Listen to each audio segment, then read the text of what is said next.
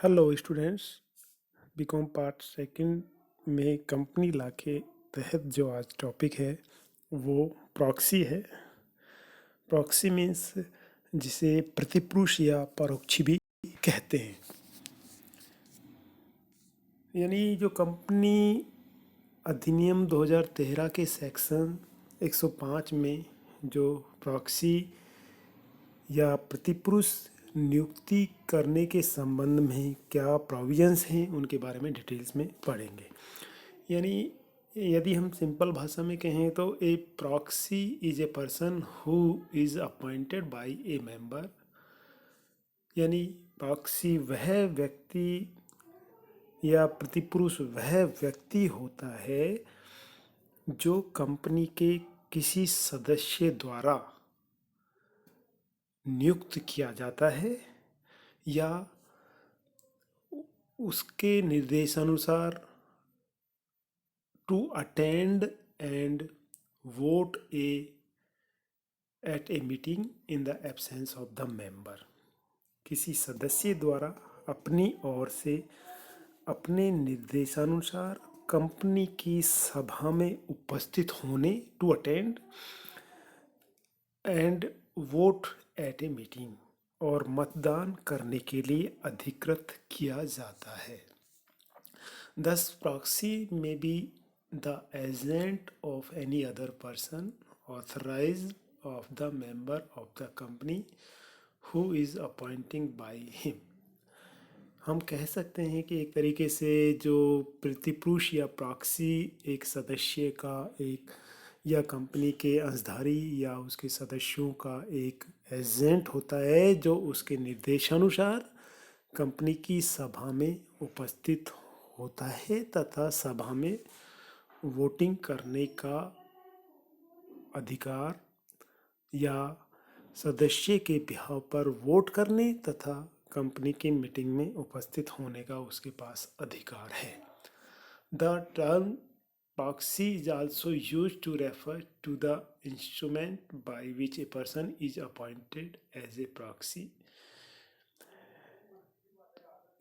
Section 105 of the Companies Act 2000 provide that a member who is entitled to attend, एक तरीके से company के जो एक सेक्शन 105 है उसमें मेंबर्स को एक तरीके से वह अधिकृत व्यक्ति या जिसे किसी मेंबर्स के द्वारा अधिकृत कर दिया जाता है जो कंपनी की मीटिंग्स को अटेंड कर सकता है। To vote can appoint another person as a proxy. इसके अलावा वो व्यक्ति या कंपनी का सदस्य अपने भाव पर एक तृतीय पक्षकार या एक एजेंट को नियुक्ति करने के रूप में व्यक्ति को नियुक्त कर सकता है और वह प्रतिपुरुष कहलाता है। यानी कि हम कह सकते हैं कि जब कोई कंपनी का सदस्य या अंशधारी अपने मीटिंग्स में उपस्थित होने में असमर्थ है तो वो चाहता है कि मेरे रिप्रेजेंटेटिव के रूप में मैं एक प्रॉक्सी पुरुष या प्रतिपुरुष को भेजकर जो मेरे बिहाव पर कंपनी की सभा में रिप्रेजेंट करे तो वो होता है प्रॉक्सी। तो यहाँ हम कह सकते हैं कि प्रॉक्सी को केवल उसे वोट कास्ट करने का ही अधिकार होता है, ना तो वो बोल सकता है ना ही एक तरीके से हाथ उठाकर मतदान करने का उसको अधिकार नहीं होता है। Proxy need not be A member. वह स्थिति यानी कि यदि कोई कंपनी चैरिटेबल कंपनी है या उसका ऑब्जेक्ट नॉन प्रॉफिट ऑर्गेनाइजेशन है या कंपनी है या वो स्पेसिफिक एक्ट में रजिस्टर्ड है जिसका ऑब्जेक्टिव नॉन प्रॉफिट है या चैरिटेबल कंपनी है, तो उस स्थिति में प्रॉक्सी या उस कंपनी का जो ट्रस्टी है या मेंबर है सदस्य वहाँ प्रॉक्सी के रूप में एक अन्यत्र व्यक्ति को नियुक्त नहीं कर सकता है। यानी कि प्रॉक्सी यानी चैरिटेबल संस्थान या चैरिटेबल कंपनी है तो वहाँ प्रॉक्सी की नियुक्ति संबंधी कोई प्रोविज़न नहीं है। इसके बाद नेक्स्ट डिस्कस करते हैं लीगल प्रोविज़न रिगार्डिंग प्रॉक्सी। तो यहाँ who can appoint a proxy any member of the company. यानी कोई भी सदस्य कंपनी का कोई भी सदस्य जो कंपनी के सभा में उपस्थित होने तथा मतदान करने का अधिकारी है। Who is entitled to attend and vote a meeting of the company shall be appoint another person of as a proxy. यानी कि कोई भी कंपनी का सदस्य जो कंपनी की सभा में उपस्थित होने तथा मतदान करने का अधिकारी है वह किसी भी अन्य व्यक्ति को अपने स्थान पर सभा में उपस्थित होने entitled to appoint another person as a proxy to attend and vote at the meeting on his behalf. तो वह व्यक्ति अपने स्थान पर सभा में उपस्थित होने तथा मतदान करने के लिए नियुक्त कर सकता है और वो प्रॉक्सी कहलाता है। इस प्रकार हम कह सकते हैं कि कंपनी का सदस्य ही, जो कंपनी का मेंबर है, वो ही एक तरीके से प्रतिपुरुष या प्रॉक्सी अपॉइंट कर सकता है।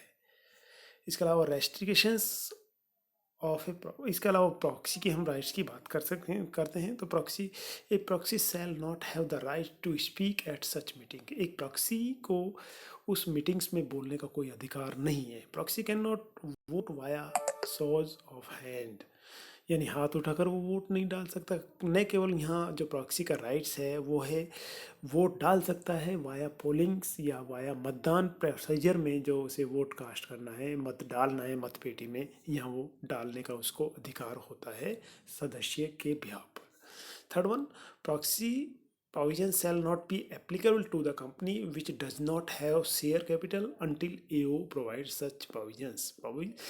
यानी कि अपॉइंटमेंट ऑफ प्रॉक्सी का जो प्रोविजंस है उन कंपनियों में नहीं होता है जिनकी which does not have share capital, जिनकी अंश पूंजी नहीं होती है, तब तक वहाँ प्रॉक्सी को अपॉइंट नहीं किया जा सकता है अनटिल, जब तक कि वहाँ आर्टिकल ऑफ एसोसिएशन में इस तरीके के प्रोविजंस का स्पष्ट उल्लेख नहीं कर दिया गया हो। जब तक उन कंपनियों को, जिन कंपनियों के अंश पूंजी नहीं है, उन कंपनियों में प्रॉक्सी अपॉइंटमेंट का कोई प्रोविजंस कंपनी एक्ट के हिसाब से नहीं है।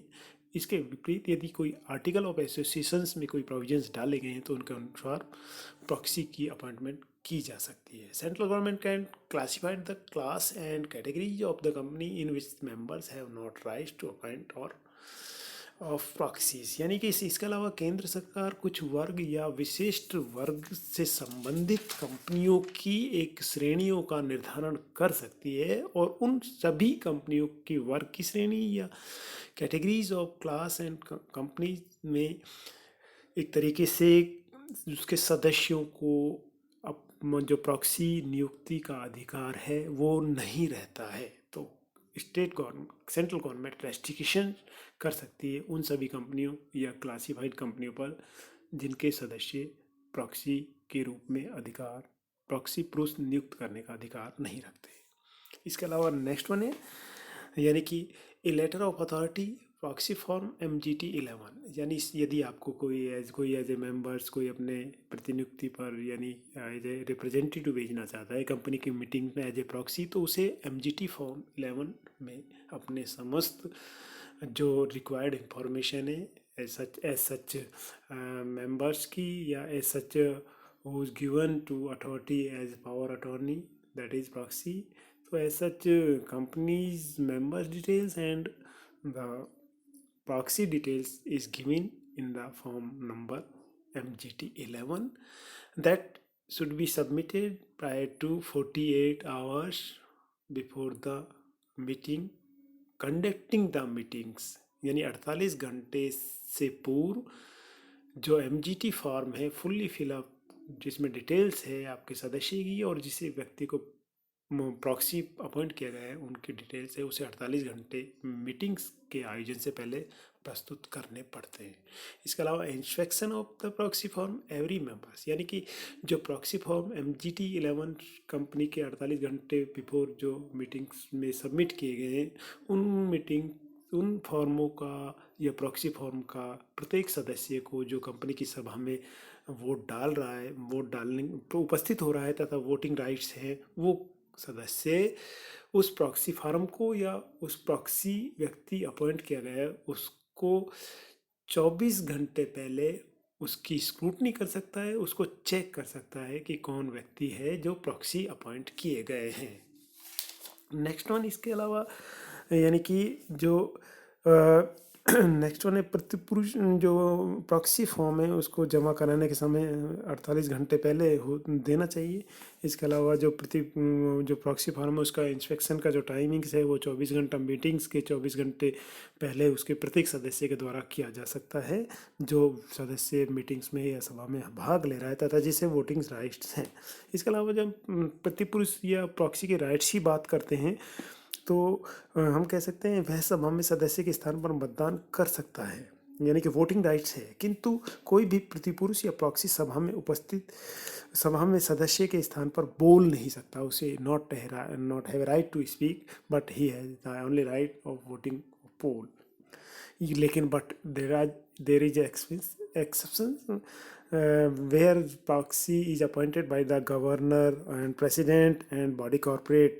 Here in this situation, the proxy can speak about the matter, and show his vote, and show raise hand for vote cast.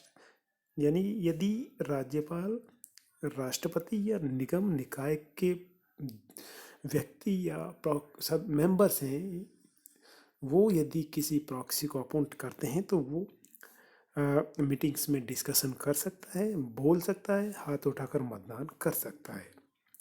Third one, तो कोई भी प्रतिपुरुष किसी सदस्य या प्रतिपुरुष के साथ मिलकर सभा में मतांकन की मांग, वोटिंग की मांग कर सकता है। यानी कि प्रॉक्सी और कोई भी मेंबर मिलकर जॉइंटली वोटिंग की मांग कर सकता है किसी मैटर्स पर। इसके अलावा प्रतिपुरुष केवल सभा में मतांकन द्वारा मतदान में ही भाग ले सकता है। Polling vote where is vote by polling system he can cast vote. तो नेक्स्ट है आपका प्रतिपुरुष जो की नियुक्ति का निश्चयकरण। यदि any members want to cancellation the appointment of proxy, he can cancel his appointment. यानी कोई भी सदस्य प्रतिपुरुष द्वारा मतदान करने से पूर्व, यानी यदि कब निरस्त कर सकता है उसके लिए, prior to casting the vote, मतदान करने से पहले उसकी लिखित सूचना देकर उसका अपॉइंटमेंट निरस्त किया जाता है किसी भी सदस्य के द्वारा। इसके अलावा यदि प्रॉक्सी के जो डॉक्यूमेंट्स हैं उसके अपॉइंट के रिगार्डिंग यदि उनमें कोई त्रुटि रह गई है जिससे प्रतिपुरुष के मताधिकार पर प्रभाव होता है, तो वह विलेख है जो इलीगल हो जाता है। किंतु यदि विलेख की त्रुटि से किसी प्रकार का भ्रम उत्पन्न नहीं होता है, यानी कि कोई एरर से कोई इस तरीके से डाउट नहीं उत्पन्न होता है, तो उस त्रुटि का विलेख की वैधता पर कोई प्रभाव नहीं पड़ता है। नेक्स्ट वन, इसके अलावा next one and last, company खर्च पर प्रतिपुरुष नहीं। Proxy is not the companies expenditure. कोई भी कंपनी अपनी किसी भी सभा के लिए किसी भी सदस्य को अपना प्रतिपुरुष नियुक्त करने हेतु आमंत्रित नहीं कर सकती, अर्थात कह नहीं सकती है। यदि कोई व्यक्ति यदि इस प्रोविजंस का उल्लंघन करता है तो ऐसे निमंत्रण करने वाले अथवा ऐसे करने हेतु किसी व्यक्ति को अधिकृत करने वाले कंपनी के प्रत्येक अधिकारी को 1 लाख रुपए तक के अर्थदंड से पेनल्टी उसको दिया जा सकता है। नेक्स्ट वीडियो में हम जो इम्पोर्टेंट टर्म है मीटिंग के रिगार्डिंग, मिनट्स ऑफ मीटिंग्स, या जिसे हम सभा की सूक्ष्म या सभा का कार्यव्रत कहते हैं, उसके बारे में पढ़ेंगे। तो सभी को बहुत बहुत धन्यवाद। Thanks to all, have a nice day.